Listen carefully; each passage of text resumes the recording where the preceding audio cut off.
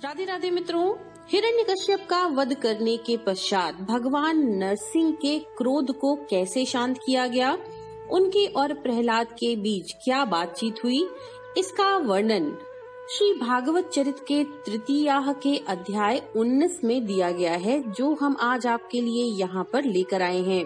तो चलिए शुरू करते हैं।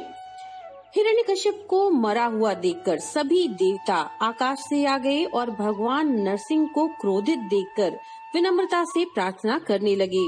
ब्रह्मा जी ने कहा, हे प्रभु, आप इस संसार की रचना, पालन और अंत में संहार करते हैं। शिव जी ने कहा, हे केशव, अब क्रोध की क्या आवश्यकता, अब आप क्रोध छोड़कर प्रहलाद पर कृपा कीजिए, क्योंकि अब तो पापी दैत्य मर गया है। इंद्र ने कहा, हे हरे, इस असुर ने हम लोगों को कभी यज्ञ में भाग नहीं दिया, इसने हमसे ना करने योग्य काम कराया और सदैव अपमान किया। हे कृपा के सागर, आपने इस असुर को मारकर अत्यंत दुखी देवताओं का दुख दूर कर दिया है। इसी प्रकार से सभी ने उन्हें मनाने का प्रयास किया। सभी विनती करने लगे। ब्रह्मा, शिव, इंद्र जब वहाँ से हटते तो बाकी के देवता आ जाते। फिर ऋषि, मुनि, मनु, पितर, सिद्ध, चारण, विद्याधर, नाग, प्रजापति, यक्ष, भूत, वेताल, किन्नरों सभी ने जाकर के भगवान की स्तुति की।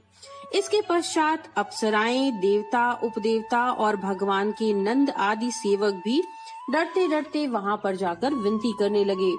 सभी देवता डर के मारे भगवान के समीप न जाकर दूर से ही दंडवत प्रणाम करते थे। सभी एक दूसरे को आगे चलने के लिए कहते और दूर से ही संकेत द्वारा परस्पर कानाफूसी करते। सभी देवताओं को इस प्रकार से डरा हुआ देखकर लक्ष्मी जी ने कहा, आप लोग क्यों घबरा रहे हैं, मैं अभी भगवान को वश में करती हूँ।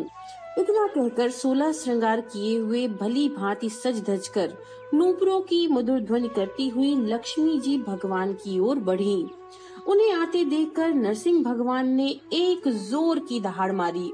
अब तो माता लक्ष्मी डर के मारे वहाँ से हट गईं और थर थर कांपती हुई कहने लगीं, ये मेरे स्वामी नहीं, कोई और हैं। तब ब्रह्मा जी ने प्रहलाद को बुलाया और कहा, हे बेटा, भगवान इस समय क्रोध में हैं, उनसे तो लक्ष्मी जी भी डर गईं। तुम उनके भक्त हो, अतः तुम ही उनके पास जाओ और उनके चरणों में गिरकर प्रार्थना करते हुए नरसिंह भगवान के क्रोध को शांत करो। तब प्रहलाद ने कहा, हे पितामह, मैं ही भगवान के पास जाकर अत्यंत दीनता पूर्वक प्रार्थना करके प्रभु को सब प्रकार से प्रसन्न करूंगा।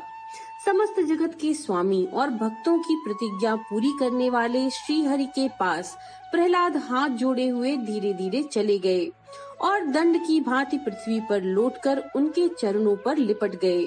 प्रहलाद को देखते ही भगवान का हृदय करुणा से भर आया और उन्होंने तत्काल उन्हें उठा लिया। बालक के कपोलों को हाथ से पकड़कर बड़े स्नेह से बार बार उनका मुख चूमने लगे। सर सूंघते हुए अपने हृदय से लिपटाकर उनके सर पर अपना निर्भय करने वाला वरद हाथ फेरने लगे। भगवान नरसिंह का हाथ का स्पर्श पाते ही प्रहलाद की आंखों से प्रेम के आंसू बहने लगे और वे गदगद वाणी से भगवान की स्तुति करने लगे। प्रहलाद बोले, हे कृपानाथ, इस संसार की रक्षा करने वाले हे प्रभु, जब जब भक्तों पर संकट पड़ता है तब तब आप उनके दुखों को दूर करते हैं। जब सतोगुण संपन्न समस्त देवता ब्रह्मा, शिव और सनक आदि ऋषि आपको प्रसन्न करने के लिए आपका गुणगान तथा ध्यान करते हैं, फिर भी कोई आपका रहस्य नहीं जान सका, तब हम अत्यंत निर्दयी, नीच और पापी कहे जाने वाले राक्षस भला कैसे जान सकते हैं। हे प्रभु, आपने मुझ पर इतनी कृपा करके अपना प्रिय समझकर दर्शन क्यों दिया। अपनी तपस्या के प्रभाव से भी कोई आपको नहीं प्राप्त कर सका है। भक्त होने पर तो आप पशु पर भी प्रसन्न हो जाते हैं, परंतु भक्ति से हीन ब्राह्मण के यज्ञ में भी नहीं जाते। आपने असंख्य दुष्ट और चांडाल आदि भक्तों को भी अपनी भक्ति से तार दिया है। हे नरसिंह भगवान, हे नाथ, जो मनुष्य आपका ध्यान जिस रूप में करता है उसे आप उसी रूप में दर्शन देते हैं। जिस प्रकार दर्पण में जैसा रूप होता है वैसा ही दिखाई पड़ता है। आपने इस खंबे से ही प्रकट होकर मेरा कष्ट दूर किया है। आपने अपने भक्तों का दुख दूर करने के लिए सदैव कच्छप और मत्स्य आदि वेश बनाए हैं। जिसने आपको शत्रु समझकर ध्यान किया, उसे आपने शत्रु बनकर मारा है। आपने राक्षसों को मारकर मुक्ति दी और देवताओं के दुख को दूर किया है। आपने संसार के जीवों के कल्याण के लिए ही अपनी मधुर लीलाएं की हैं। मैं सदैव भक्तों के साथ रहकर उनको आपकी लीला गा गा कर सुनाया करूं, और हे नरसिंह देव, मैं निरंतर आपके मनोहर स्वरूप का ही ध्यान किया करूं। हे नाथ, आपके चरण रूपी नाव की शरण लेकर मैं इस संसार सागर से पार हो जाऊं। आपके चरण संसार के जीवों को सब प्रकार सुख देने वाले हैं।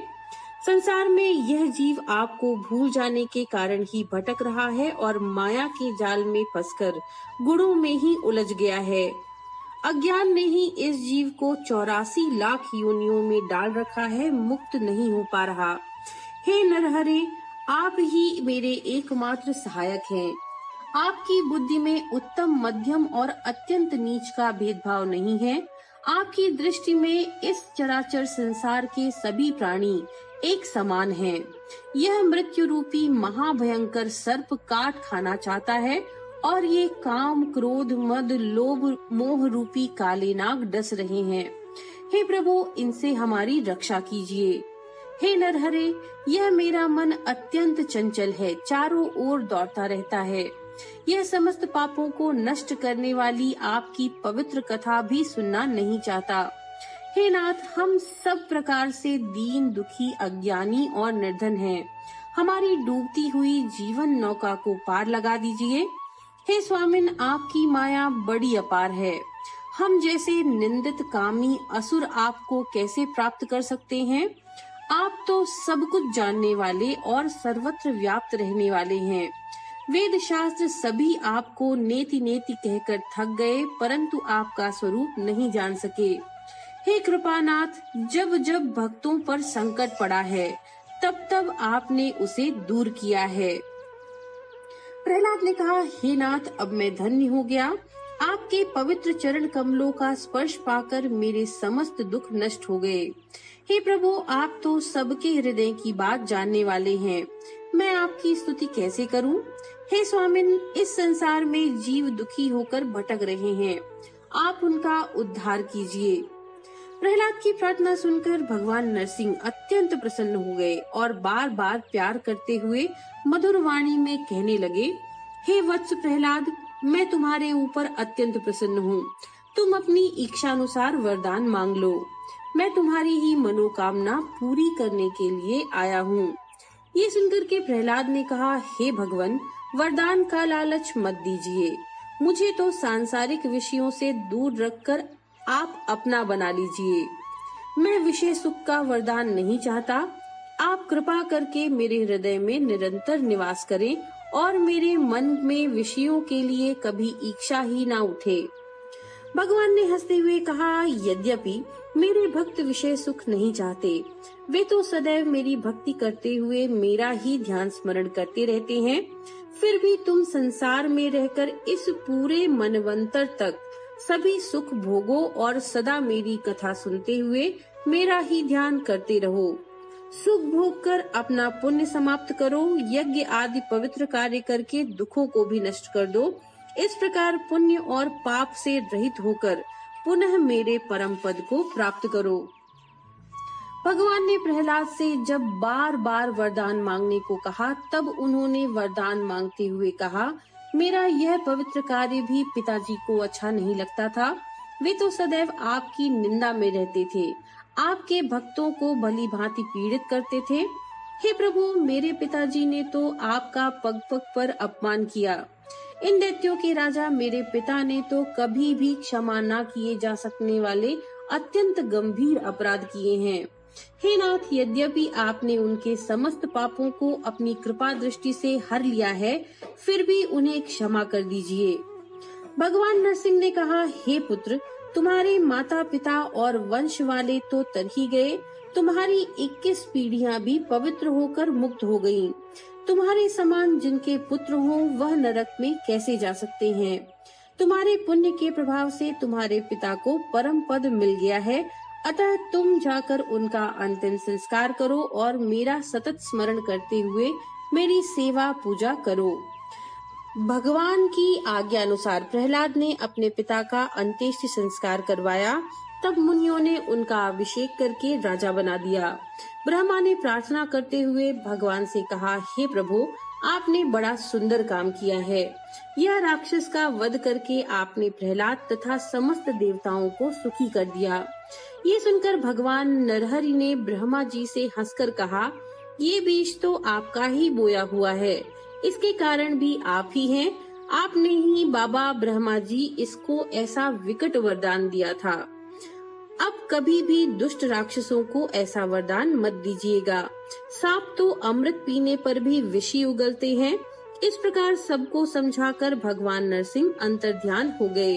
तब प्रहलाद ने देवता और ऋषियों को बड़े सम्मान के साथ विदा किया।